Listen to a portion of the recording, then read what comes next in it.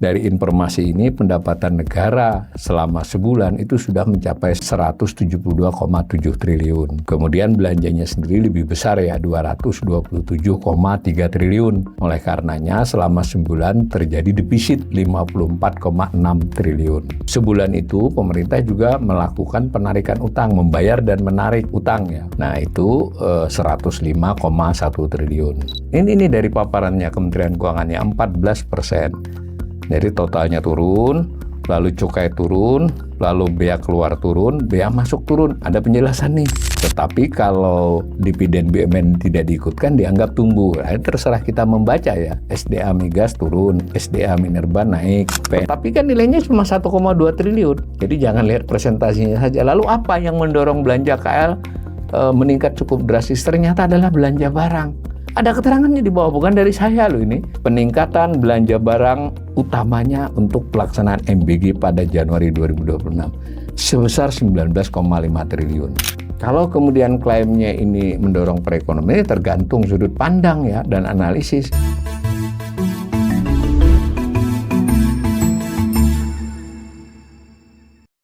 Salam cerdas. Ibu, bapak, saudara-saudara yang saya hormati, kembali berjumpa dengan saya di kanal Awari Rizki dalam sesi asesmen ekonomi. Kali ini dan 3 asesmen berikutnya menyoroti publikasi terkini dari Kementerian Keuangan tentang realisasi APBN, Anggaran Pendapatan dan Belanja Negara selama 1 bulan ya, sampai dengan 31 Januari. Seperti biasanya, Kementerian Keuangan melakukan siaran pers, jumpa pers secara fisik. Menteri Keuangan didampingi oleh jajarannya menyampaikan realisasi sementara ya 1 bulan. Kemudian kalau di dahulu 2024 ke bawah itu juga diunggah biasanya 2-3 hari kemudian dokumen tentang APBN kita ya yang sekitar 70-60 halaman. Tapi sudah setahun selama 2025 dan itu pun bahkan tidak tiap bulan, itu yang diunggah hanyalah bahan paparan ketika jumpa pers. Jadi kalau pemirsa saya ini mau lihat di YouTube Kementerian Keuangan, karena tidak sempat pada waktu dia live kemarin, tanggal 23, itu bisa melihat PPT ya, paparan yang disampaikan oleh Menteri Keuangan dan jajarannya. Nah, itu diunggah lagi oleh mereka di lamannya yang berupa PDF. Ini saya ambil dari bagian paparan tersebut yang paling utama kalau menurut saya untuk pengamat seperti saya, yaitu realisasi angkanya berapa dari postur APBN. 5 postur: pendapatan negara, belanja negara, B, C keseimbangan primer, D surplus, E pembiayaan anggaran.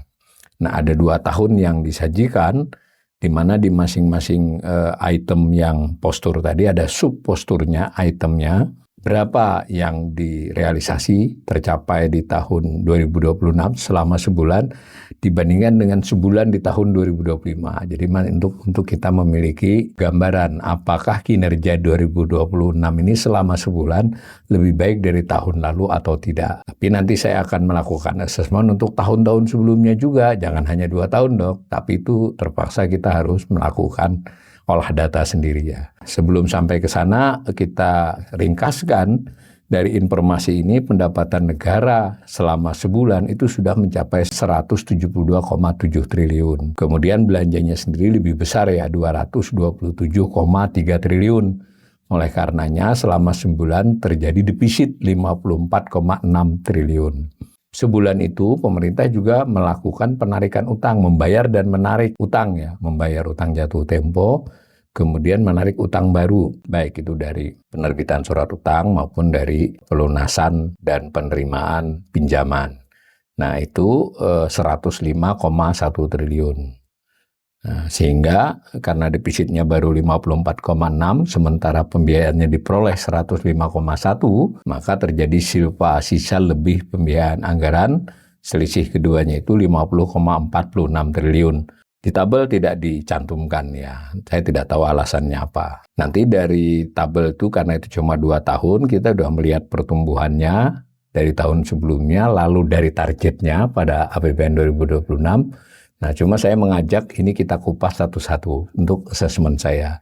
Nah, misal kita ambil dulu pendapatan negara yang 172,7 triliun tadi ya. Ini 172,7 itu tahun 2026. Jangan lupa itu selama sebulan. Perbandingannya adalah dengan sebulan-sebulan pertama di masing-masing tahun.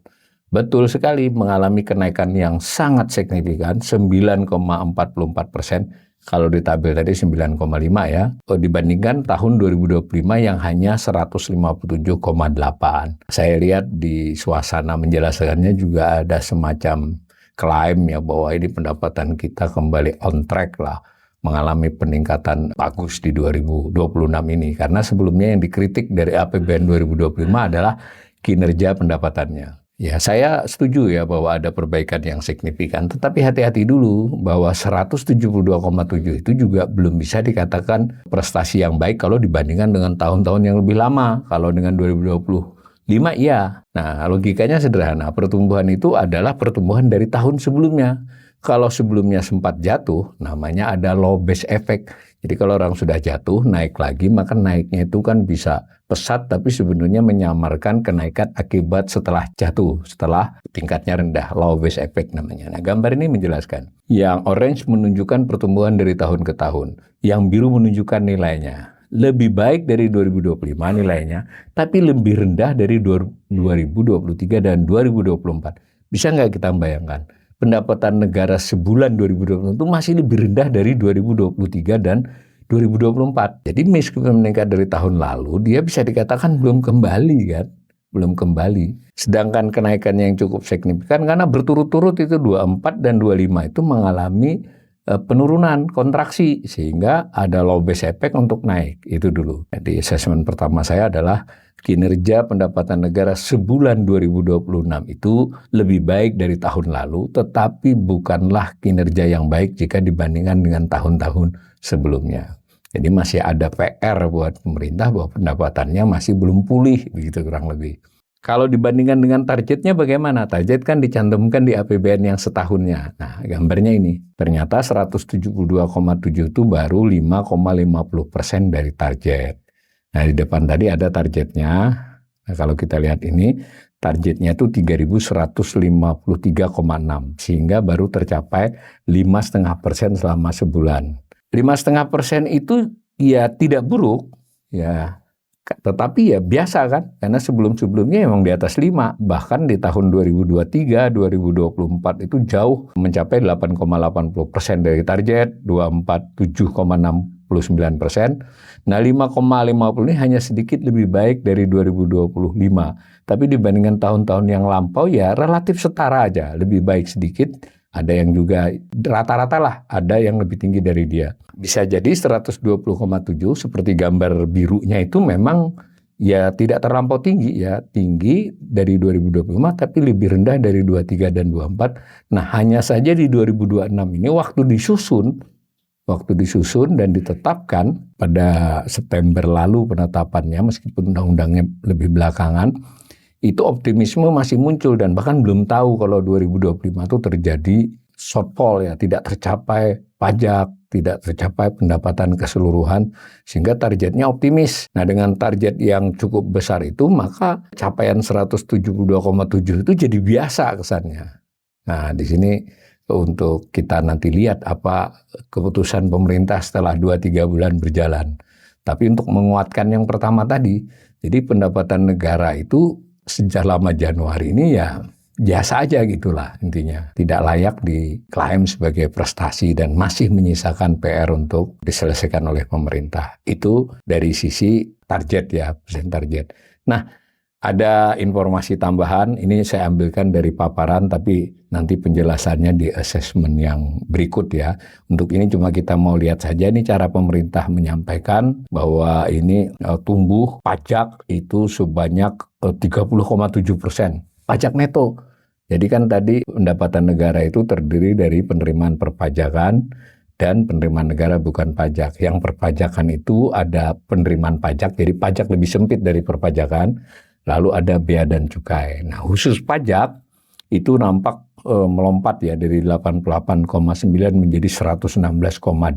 30,7%. Tapi kalau dilihat brutonya, dan ini yang tahun lalu menjadi argumen ketika netonya turun, pemerintah ingin menyampaikan brutonya masih bagus. Nah sekarang saya gunakan logika yang sama dengan Kementerian Keuangan di tahun lalu menjelaskan bahwa sebenarnya dari sisi bruto kenaikannya hanya 7%. Nah, mengapa demikian? Karena restitusi di tahun 2025, pajak yang dikembalikan kepada si pembayar, ya, karena kelebihan, itu 70,2. Sementara sekarang sebulan ini hanya 54,1. Jadi restitusinya berkurang ya. Ini banyak cerita di baliknya, nanti kita akan ulas. Tapi yang penting untuk menguatkan lagi bahwa penerimaan pajak itu memang membaik. Tapi membaiknya itu tidaklah lompatan. Jadi berbagai upaya extra effort yang dilakukan Kementerian Keuangan itu belum membuahkan hasil, hanya sedikit mendorong ya. Masih 7,0 secara bruto dan secara neto memang tinggi, tapi ini kita mau tahu nanti apakah karena restitusi sedikit ini karena memang belum diambil, apa diambilnya bulan Februari dan Maret. Biasanya kan memang restitusi itu Januari, Februari, Maret, April ya. Nah ini yang dari rincian nanti akan saya bahas di sesi assessment kedua ya, tapi ini untuk pajak begitu. Lalu bagaimana bea dan cukai? Kepabeanan itu bea masuk, jadi bea masuk berarti impor, bea keluar berarti pajak untuk ekspor, lalu cukai terutama sekali cukai hasil tembakau, lalu ada juga cukai alkohol ya. Sebetulnya beberapa cukai disiapkan tapi kelihatannya belum dilaksanakan.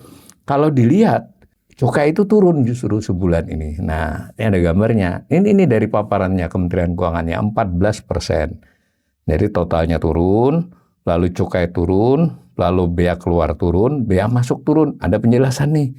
Cukai dipengaruhi penurunan produksi akhir tahun 2025. Nah, ini menarik ya. Mungkin saya nggak sempat menonton videonya secara lengkap. Karena jangan lupa cukai itu lebih dari 90%-nya cukai hasil tembakau rokok ya. Jadi penurunan produksi ini mesti panjang ceritanya. Apakah karena perusahaan-perusahaan rokok mengurangi produksi akibat konsumsi yang menurun, kita tidak tahu. Tapi dari sisi pemerintah cukainya menurun. Nah, bea keluar ini diberi penjelasan oleh Kementerian Keuangan itu karena penurunan harga CPO. Ya kan, karena pajaknya persentasi dari ekspor CPO ya. Nah, itu kontraksi. Nah, masuk akal ini. Lalu bea masuk itu juga dipengaruhi oleh ada tarif-tarif baru yang di 0% kan dan seterusnya. Dan menariknya ada kata-kata restitusi. Saya tidak tahu ini restitusinya seberapa besar pengaruhnya.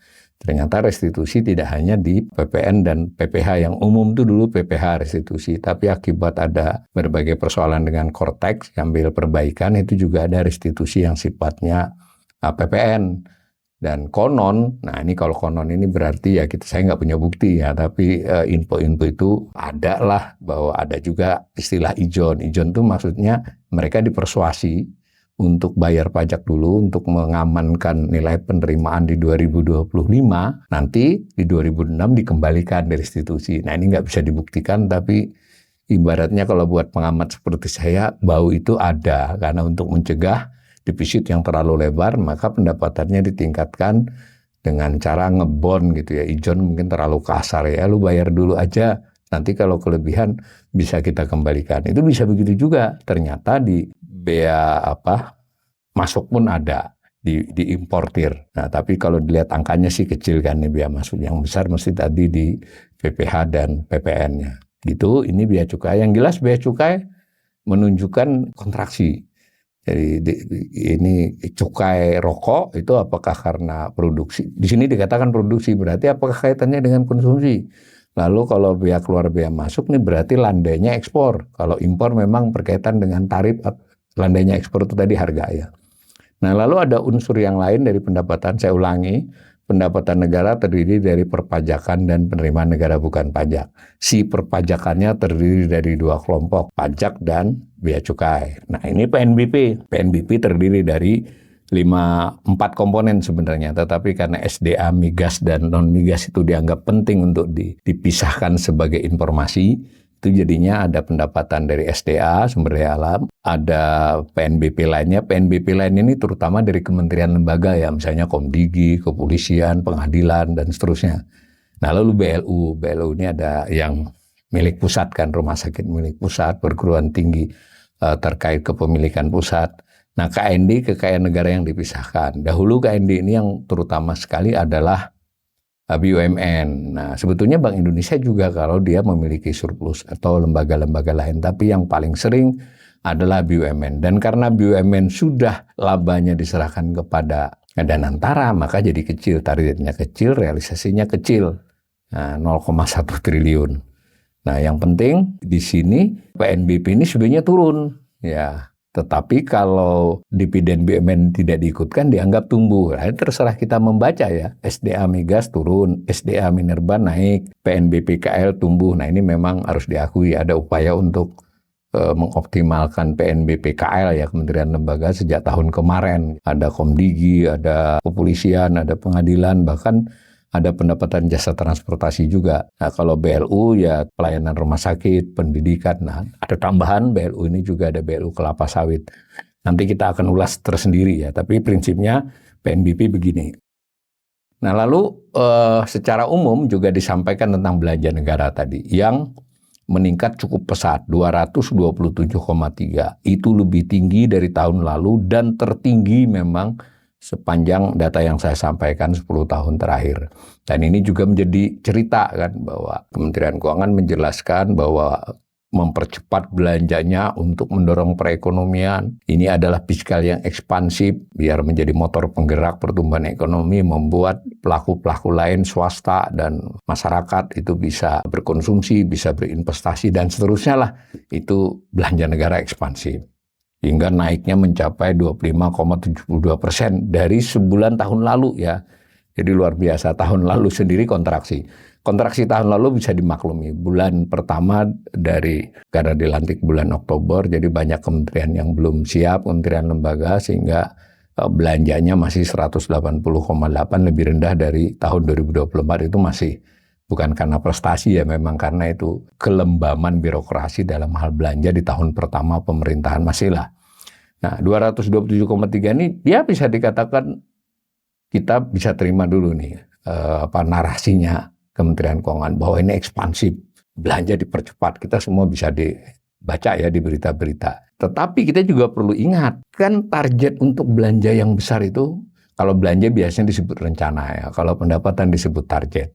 Penyebutan saja, kalau disajikan di APBN ya APBN. Nah, itu hanya 5,90% dari rencana belanja setahun. Jadi kalau dari sisi persentasi dia hanya sedikit lebih tinggi dari biasanya. Tidak melonjak banget dibandingkan nilainya. Mengapa? Karena memang sejak awal APBN 2026 itu berencana belanja cukup besar-besaran ya. Gitu. Seiring juga tadi target pendapatan yang cukup tinggi.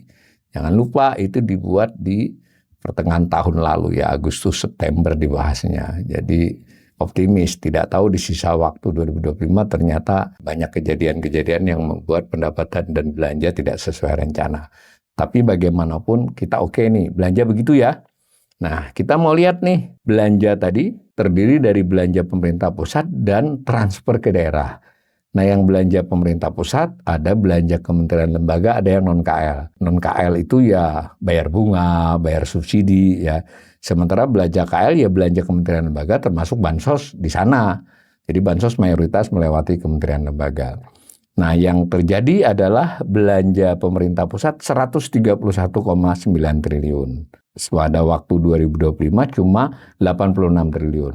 Khusus belanja KL, kementerian lembaga, lebih dari 2 kali lipat ya. Di tahun 2020 selama sebulan itu 55,8 triliun. Di tahun lalu 24,4 triliun. Tapi jangan lupa tadi kita harus fair, harus adil menganalisis. Di tahun lalu di awal bulan itu ya sebutlah mesin birokrasi karena baru dilantik segala belum optimal ya. Tapi ada yang menarik ya. Belanja 55,8 ini dijelaskan, diakui nih. Terutama sekali dipengaruhi oleh pelaksanaan MBG dan penyaluran bansos, PBI, JKN, dan PKH, serta percepatan belanja modal. Serta percepatan belanja modal ini kurang terbukti ya. Nah, yang non-KL itu ada manfaat pensiun, pembayaran bunga, utang tepat waktu. Nah, jangan lupa, itu informasi yang didapat. Mari kita dalami lagi dengan informasi yang menjelaskan tentang belanja ini. Nah, di slide berikutnya, saya ambil lagi dari paparannya Kementerian Keuangan. Nah, tadi si belanja KL yang 55,8 triliun itu sebetulnya juga belum terdorong-dorong banget, itu masih 3,7% dari rencana APBN. Jadi yang isu percepatan itu sebetulnya banyak beritanya dibandingkan realisasinya, karena memang tidak mudah kalau bulan Januari itu birokrasi belum siap belanja-belanja yang sifatnya proyek dan baru persiapan semua ya, yang operasional saja. Nah, tetapi di belanja KL itu kan dibagi tuh, ada yang pegawai, ada yang barang, ada yang modal, ada yang bansos. Ini bener nih, belanja modalnya melompat dari 0,2 menjadi 1,26 kali lipat ya. Tetapi kan nilainya cuma 1,2 triliun. Jadi jangan lihat presentasinya saja. Lalu apa yang mendorong belanja KL meningkat cukup drastis? Ternyata adalah belanja barang. Ada keterangannya di bawah, bukan dari saya loh ini. Peningkatan belanja barang utamanya untuk pelaksanaan MBG pada Januari 2026 sebesar 19,5 triliun. Sementara tahun lalu, karena baru mulai, MBG nggak sampai 1 triliun, baru 45,2 miliar yang baru mulai, itu nggak sampai sebulan utuh waktu itu. Apa maksud saya? Maksud saya kalau kita menganggap terjadi percepatan belanja, tapi kita kurangi MBG tidak termasuk, sebenarnya tidak terlalu ini ya. Coba 25,9 itu Anda kurangi dengan 19,5. Itu kan hanya sekitar 5 triliun. 3,2 ke 5 triliun ya biasa aja kan. Nah kalau belanja pegawai ini memang tadi ya karena ada pensiunan, penerima pensiun yang disalurkan sebelum hari raya, jadi lebih dipercepat lah, itu wajar. Jadi dengan begini, penyebab utama kenaikan belanja pemerintah pusat, lebih khusus lagi belanja KL, sebenarnya adalah belanja MBG, ditambah dengan belanja bansos ya. Sekalipun tadi bansos juga naiknya 2 kali lipat. 2 itu. Kalau kemudian klaimnya ini mendorong perekonomian, tergantung sudut pandang ya dan analisis. Bansos barangkali iya ya karena menambah daya beli ya. MBG debatable kan, kita sudah sering mengulas ya seberapa dorongan MBG terhadap dinamika perekonomian. Itu kan juga banyak diperdebatkan. Tapi saya ingin mendiskon. Saya setuju bahwa Kementerian Keuangan mengatakan belanjanya menjadi lebih ekspansif, lebih agresif dibandingkan tahun lalu selama sebulan, dipercepat. Tapi dari data ini sebetulnya yang berhasil dipercepat itu relatif 2 hal saja, MBG dengan bansos. Yang lain as usual sebenarnya. Kalaupun naik alamiah. Naik alamiah itu ya karena biayanya memang naik kan, biasa kan.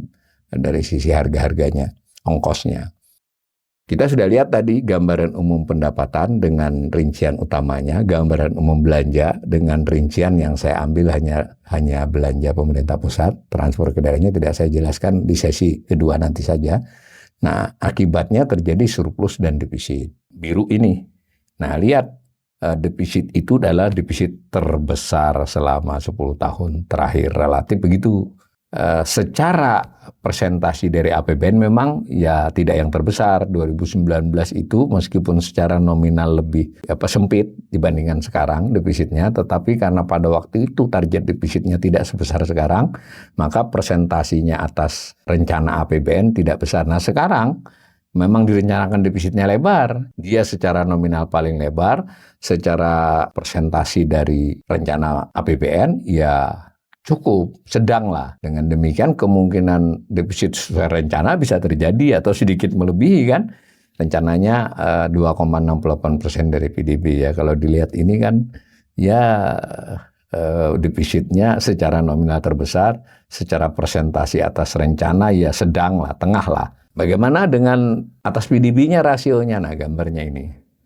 Ya 22, 23, 24 kita surplus ya. Maksudnya surplus selama sebulan itu loh, bukan selama setahun. Nah ini lebih baik dari 2026. Ya lebih buruk kok lebih baik. Jadi makin ke bawah berarti kan defisitnya makin lebar ya. Yang orange itu menunjukkan persen atas PDB. Jadi persentase atas PDB selama sebulan ini sudah termasuk yang tidak terlampau baik. Meskipun masih lebih baik dari tahun-tahun yang lama. Tapi selama 5 tahun terakhir ini terburuk secara rasio atas PDB dan secara nominal terburuk selama 1 dekade. Defisitnya ya, terburuk tuh dalam arti terlebar ya. Kurang lebih begitu gambaran umum realisasi APBN selama sebulan. Maka kalau saya simpulkan secara sederhana, Jadi realisasi pendapatan negara selama 1 bulan 2026 ini tumbuh signifikan dibandingkan tahun lalu. Jadi kita puji lah ya, memang meningkat.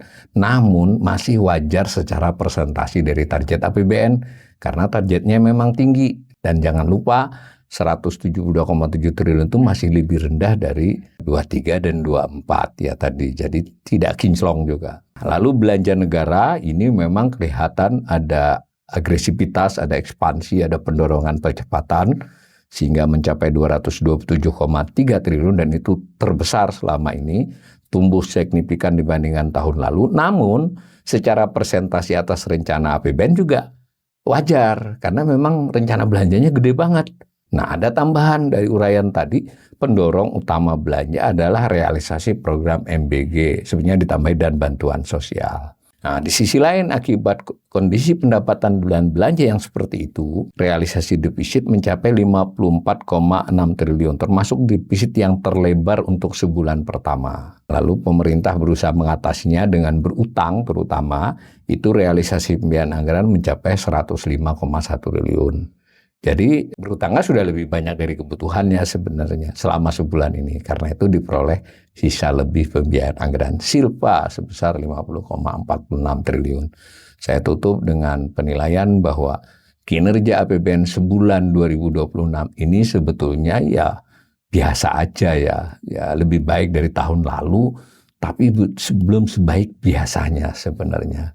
Jadi narasi-narasi berlebihan menurut saya agak sedikit menyamarkan kondisi yang real. Pemerintah masih harus berjuang dengan mencari pendapatan, pemerintah harus sebetulnya lebih hati-hati dengan belanja yang efisien dan efektif, jangan main percepat aja. Kalau percepatnya cuma MBG ya belum tentu mendorong perekonomian seperti yang diharapkan ya.